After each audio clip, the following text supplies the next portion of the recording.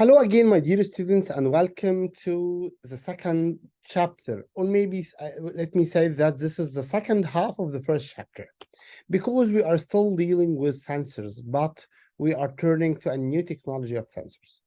In the first part of this chapter, we have demonstrated together the basic CMOS temperature sensor technology, where we have investigated a selected architecture to act for temperature sensing using CMOS technology.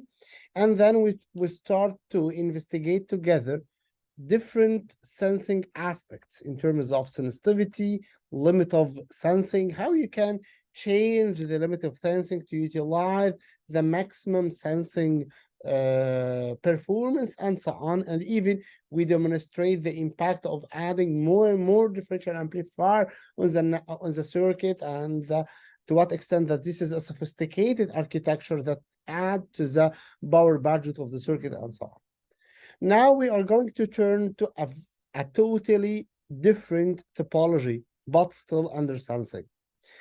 What I mean here by different is that simply we are going to a new technology or a new sensing mechanism, because today we are going to talk about biomedical sensors, and we are going to scale down to what's called nanotechnology sensors, and we are going to use a new technology or a new transistor for that. What I mean by the word new is that we are not going to use the standard MOSFET, or even we are not going to use the bipolar junction transistors, but we are going to use a new transistor under the word field effect transistor, or typically FET, organic field effect transistor. But before going into these details, let's start with, let me say, a flashback on the concept of transistors in general, and how we can use this concept of transistors in order to implement a sensor. So usually, let's start from a common ground. And let me say that our common ground is MOSFETs. All of us know MOSFETs, all of us study MOSFETs, and I think we have a sufficient background about it. So with demonstrating this either 3D on the left or 2D on the right schematic for us, or maybe block diagram for a MOSFET, you can see that MOSFET is considered is considered as a 4-terminal device. We have a source, a gate, and a drain. The source and drain are having the same type of doping. So, for example, this is an N-channel MOSFET. Then we have an N source and N drain, and the gate is the region of inversion. So, by applying a positive voltage to the gate, as we will see here, by applying a positive voltage to the gate, the layer just below the oxide layer is inverted to be an N-type, creating a channel. And the voltage needed to create or to make such an inversion is called the threshold voltage. So the threshold voltage is functionalized to link the source and the drain together. And of course, we have a body terminal connected to the substrate. Then, in order to have a current moving through this channel, you need some sort of a motivation. You need some sort of a potential to be applied to the to the drain terminal with a positive voltage, collecting electron from the source through the channel to the drain, and then we have a current, motion of current. However, by increasing the voltage applied to the drain, the phenomena of pinch-off starts to appear. The pinch-off phenomena is simply related to narrowing the width of the channel just beside the drain. Then we reach a point at which, we reach a point at which the channel width stands to 0. This occurs at what we call the saturation point, when the VDS applied is equal to VGS minus V threshold. And simply, this pinch-off point starts to move toward left as far as we increase the voltage above the VDS sat. in the saturation region, and generally this is a general schematic for the flow of the MOSFET across the different region of operation. I think all these stuff you already have tackled before, leading to what we can call the ideal characteristics for the ideal characteristics for the MOSFET. As you can see, this characteristics is definitely divided into three regions.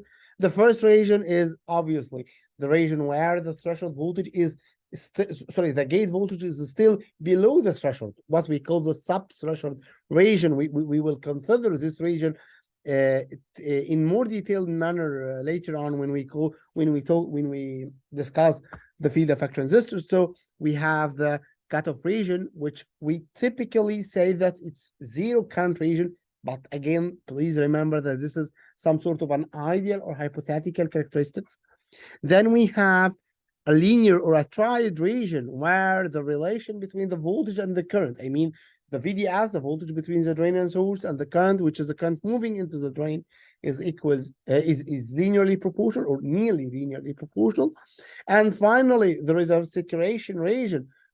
Whenever a bench off occurs and after the bench off, at a point VDS sat equal VGS minus V threshold. Experimentally, you can have some sort of a differ characteristics, monitoring some sort of output resistance in the saturation region. So instead of having a horizontally flat line in the saturation region, you can find some sort of a slope due to the output resistance. Okay, this ends up to the very commonly used point, which is what we call the CMOS technology. I think we use this word a lot of time in the previous lecture when we consider what's called the CMOS based temperature sensor. And I think you can understand perfectly the concept here when you have a coupled transistors on your substrate. So you have in the left-hand side, you have a typical N-channel MOSFET. We call it N-channel simply because we have a source and drain with an N-type, and then the channel created should be an N by putting a positive voltage to the gate.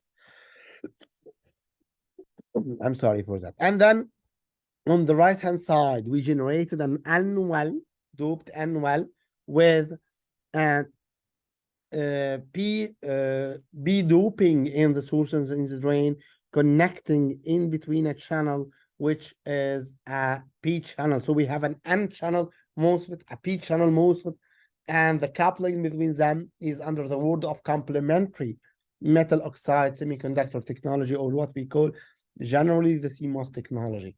I believe those who have considered digital electronic courses in order to implement, for example, logic gates or something like that, will deeply understand the importance of having N channel and P channel MOSFETs together in one substrate in order to construct a lot of logic gates, as well as even in analog electronics in some cases where we use still MOSFETs and sometimes BGT, as we see in our previous lecture, when we consider a CMOS based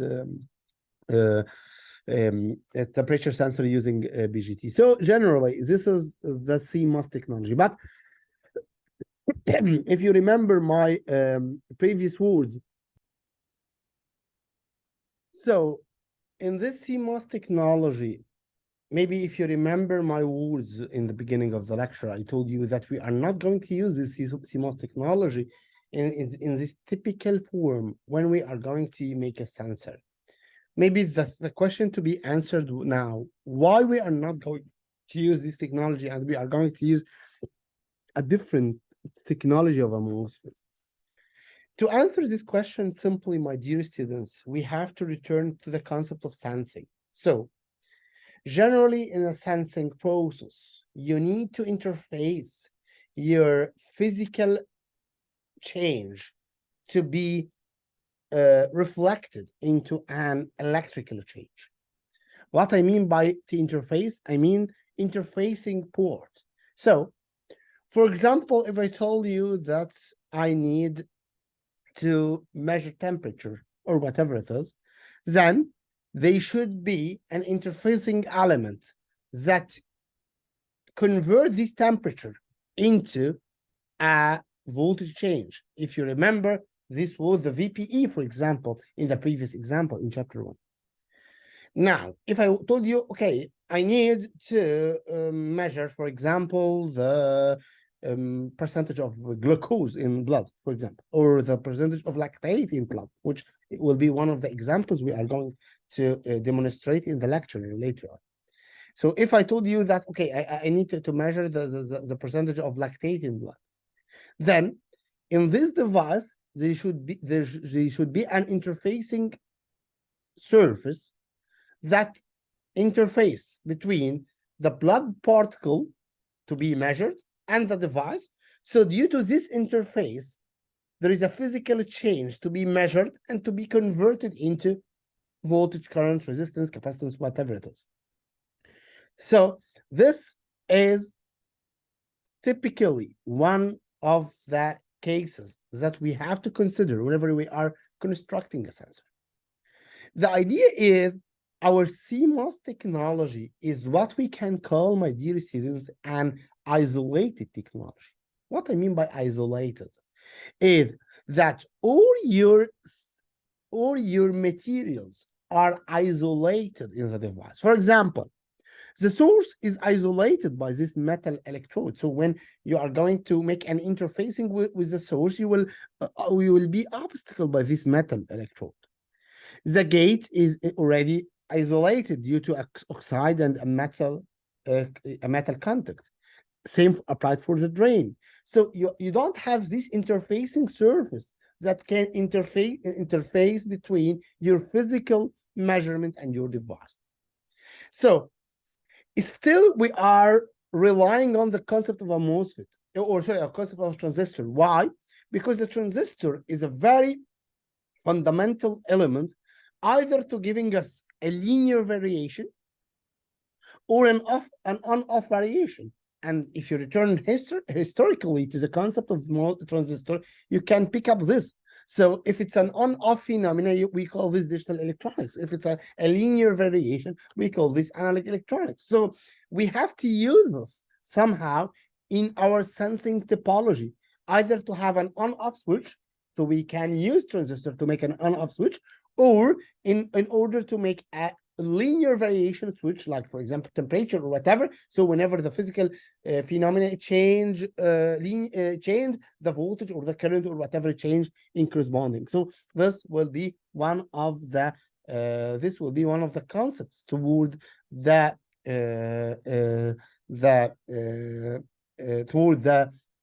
sensing mechanism using transistors. But again, the problem with MOSFETs is simply we don't have an interfacing edge to the MOSFET. So the concept will be to still keep with the main idea, to still keep with transistors. But instead of having this format of a transistor, let's have a new format of a transistor. And this is what we can generally call a thin film transistor, or the TFT. The thin film transistor, as you can see, have the same elements, the same components of a MOSFET or of a transistor in general, but it is shuffled somehow. It is like, my dear students, that we are rearranging your puzzle pieces. You're still having the same number of puzzle pieces, but in a different arrangement.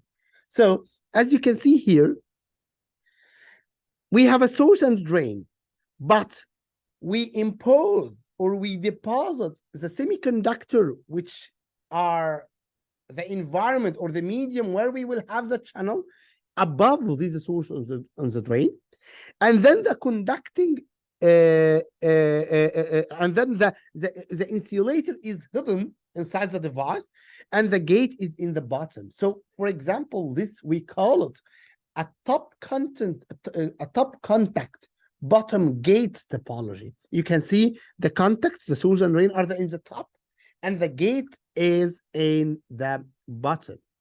But what is the advantage for this structure with respect to this structure? Here, you have the front surface of your transistor with a pure semiconductor material, which again, the medium where we will have the conducting channel. So you can simply consider this huge surface as the interfacing surface between the physical phenomena to be measured and the electrical change to be converted. So, for example, if the lactate, if I am going to use, which will be typically an example we will see later on, if I'm going to use a material, or if I'm going to use a material, a semiconductor material in the channel region or in the semiconductor region here, so that this material can react with the lactate components in the blood. So what I'm going to do is simply, I will interface the semiconductor with the blood particle. Lactate will react. Lactate will change somehow the material property. For example, it will change the conductivity. Accordingly, the conductivity of the channel will change. So whenever the percentage of lactate in blood change positively or negatively, I mean it increase or decrease, that the conductivity of the channel will change accordingly. And then you have what we can call the sensing mechanism. In this topology, in the MOSFET topology, we don't have this opportunity. We don't have this interfacing edge where we can interface our, for example, blood particles or whatever. That's why whenever we are going to use sensors, we turn mostly to this TFT or thin film technology for transistors. Usually, this TFT can be found in mostly a 4 commonly observed topologies. As I just mentioned, we can have what we can call a top contact bottom gate topology, or a bottom contact bottom gate topology, or a top contact top gate topology, or a bottom contact top gate topology. So it's simply the topology or the terminology is extracted from the arrangement of the gates and the contact. So when you put the gate in the bottom and the contact in the top, it will be a top contact, bottom gate, and so on. So you can have a different technology or a different structures. Definitely, you are choosing the topology that fit your application requirements. So, for example, when we consider an application where we have where we need to make some sort of interfering or interfacing with a material, we are going to use a topology like that, which is a bottom contact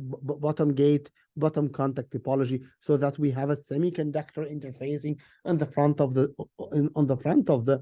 material or on the front of the device, and we can interface our physical material, for example, blood, to be interfaced with this semiconductor layer. So that's the change from one technology to another depend on the application you are going to use in this case.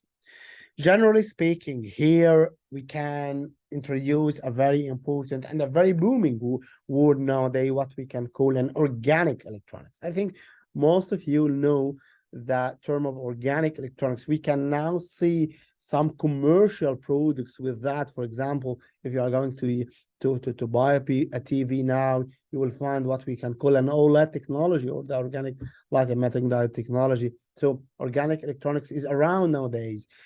And here simply the word organic electronics is simply not related to the technology, it's related to material.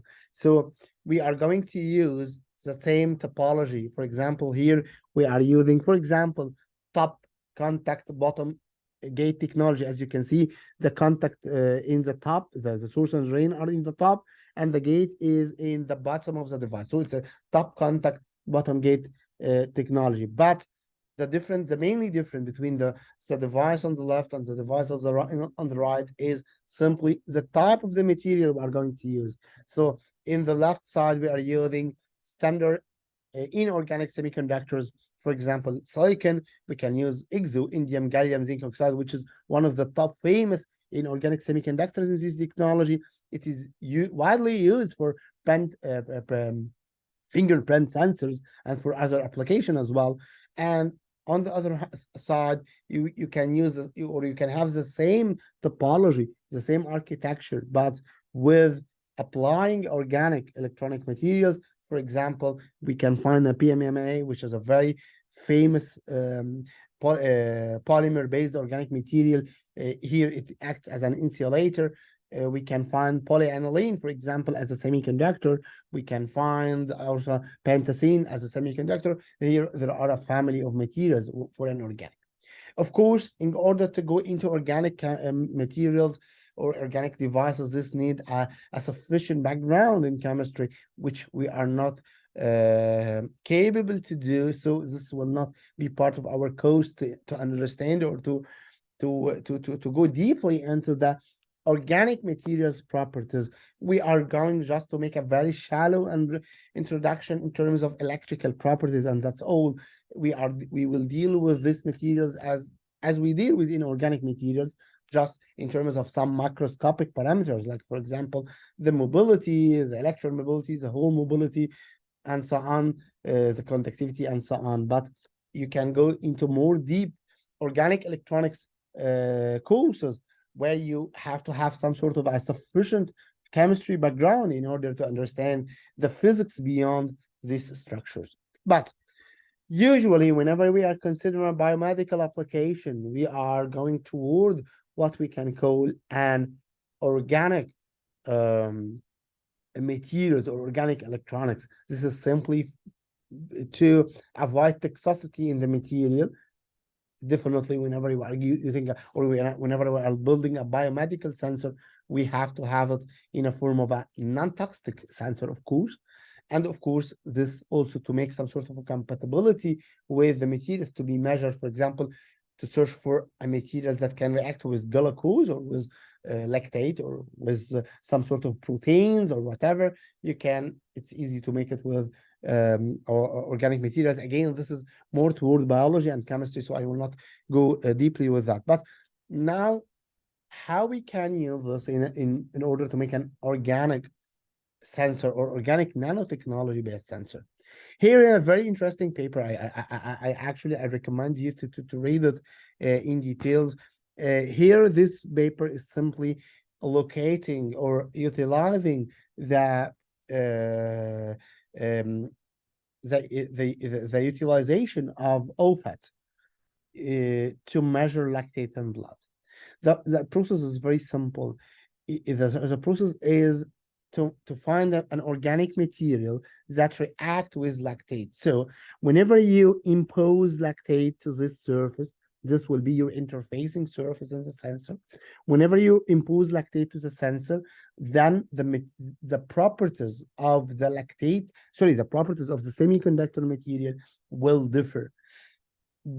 Changing or varying the properties of the semiconductor material, which is act as a channel, will definitely impact the macroscopic parameter of the transistor, which is simply voltage and current. And as we know from our basic electronic understanding, that conductivity is directly proportional to current. So whenever you change the conductivity of the medium where we have the channel, you simply change the capability of the electron to move. So as you can see here, they increase the concentration of the lactate. So these are different samples with different lactate concentration, and here they are monitoring the drain current normalized to the drain current with zero lactate or with zero interfacing. So as you can see in the beginning, we have some sort of a standard current of around 2 microampere. And then by increasing the percentage of lactate, we found that the current decrease. The very important point here, my dear student, is that you are fixing the biasing condition. So you have a fixed VGS, you have a fixed VDS, but what you're going to do is simply you are changing the property of the semiconductor medium where you have the channel. And this results with a change in the percentage of the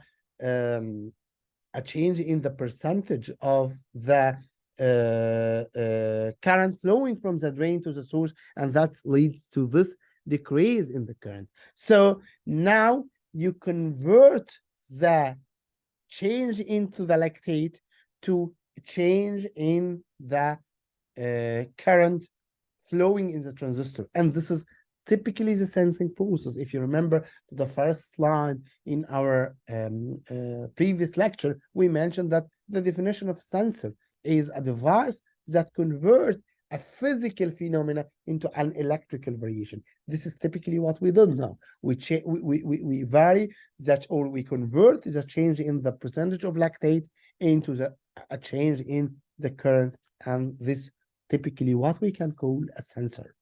So maybe in the next, or in the end of this lecture, we will consider the interfacing circuit, which is totally our part as an electronic engineer, how we can make an interfacing circuit for this device. So this is one of the examples, as you can see. As I just mentioned, my dear students, we did not change the operating condition of this transistor. So the transistor is working at the same operating condition, but what we are going to simply do is that we change the material property due to a reaction with the physical phenomena to be changed. And here, as you can see, you have different ID/VGS curves, different characteristic curves, simply due to different lactate concentrations. And as a result, you can have what we can call a transfer characteristics, my dear students. This transfer characteristics is simply, if you remember from the previous lecture, a transfer characteristics is a characteristics linking the input to the output. So we are linking here the input, which is a percentage in lactate, to the output, which is voltage or current or whatever. And this is a very important example whenever we are consider a sensing mechanism. But now let's go to a very important issue related to the sensors, or related to the evaluation of the sensors. What we did so far is that we introduced a general concept of how we can use an FET, organic field effect transistor, in order to build a sensor in general, a nanosensor. For example, we have a reflection on a biomedical, but generally you can use this for gas sensing or whatever. But different researchers can introduce different sensors using, for example, different materials, using different architectures, and so on. How we can evaluate these sensors, how we can evaluate these organic field effect transistors, based on what we can evaluate these transistors. So what we are going to do, my dear students, in the next part of the lecture is that we are going to discuss the main evaluating parameters for an FET. Generally speaking, my dear students, these parameters are not limited to FETs. It's the main evaluating parameters for any transistor generally. Maybe due to our course, we are going to make a reflection typically for FET, but generally you can use these parameters to evaluate the performance of any transistor, either a MOSFET or any type of a field effect transistor in general. Thank you very much for your concentration, my dear students, and looking forward for the next part of this lecture. Thank you.